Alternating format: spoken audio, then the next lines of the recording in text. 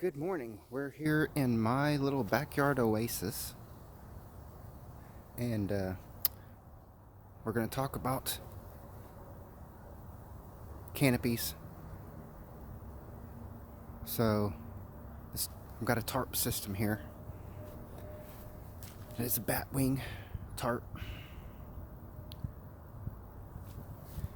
Got my little hammock. Made this hammock, cloth hammock. And so, this is two tarps. This is our secondary tarp, which is just, it's a screen that goes inside of a tent, like a wall that I've got set up. This is our hammock from TNH Outdoors. This thing is, it's pretty great. I like it. It only cost $25. I got it on Amazon. If we notice, it's not held up by this ridge line. It's held up by the hooks we have here. So this is the spike we have inside this tent spike. Old school tent spike. The spike goes through the grommet. It's on top. This ridge line is here just as a guide. Doesn't have to be here. It's not really holding anything up.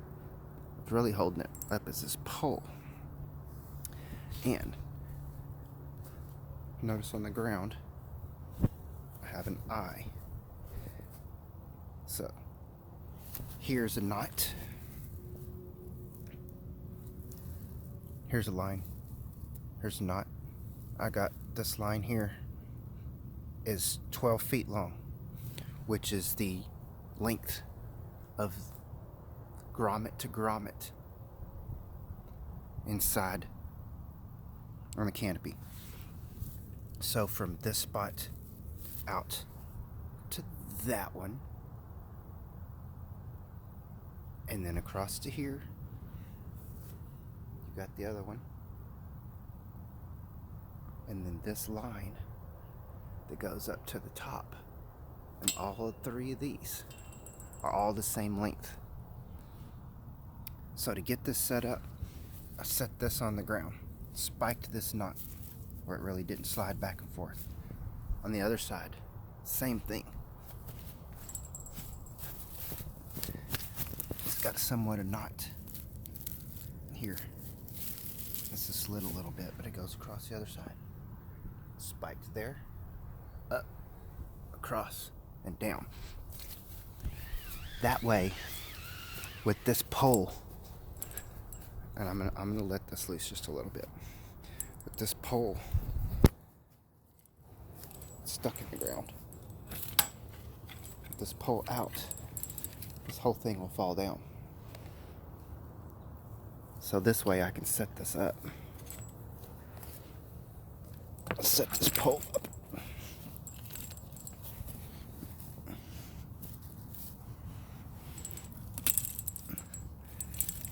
Somewhat by myself. I was having problems setting poles by themselves and them falling over. I'd usually have to have somebody hold the pole and then spike one end, spike the other end, lift it up. This way, if all your measurements are the same, so this one on the ground is 51 inches. So I got 51 inches from the knot to the spike on each side, and then 12 feet across. So this gives me like a framework to set this. So this pole doesn't matter where we do it, because this is going to be collapsed sitting on the ground. As long as you spike this top one here and this end one here in this frame. So set this in the ground, spike it. Then put this spike to this I-frame. Then you can set this pole up, and it's leaned. Lean it up and two, set it straight up, and then you can attach the forward line to it. It's sort of complicated explaining it, but if all of your drag lines for your supports are the same sizes, which I've measured this pole, I added, I think, 3 or 4 inches to this line and this line. So as long as you measure your pole, add some length to all 3 of these guides and measure them out on the ground. So this front guide is pulling that one. So it pulls it backwards. That's what gives us the tension on the tarp. And then once these are set up completely, you can actually pull this out and the tarp will fall down. Just pull this out and the tarp will fall. I'm not going to do it right now because I'm set up, but you get the idea.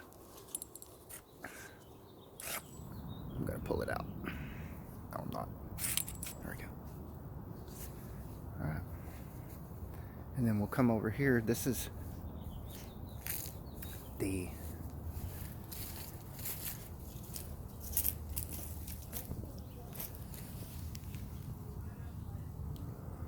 Kamuk Sunda.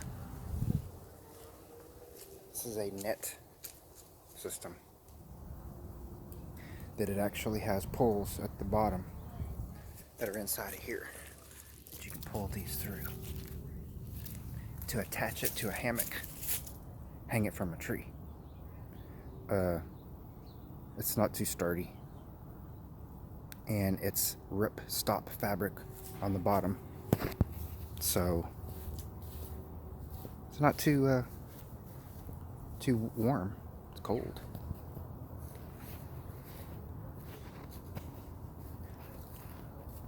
My old school camping heater, which is on.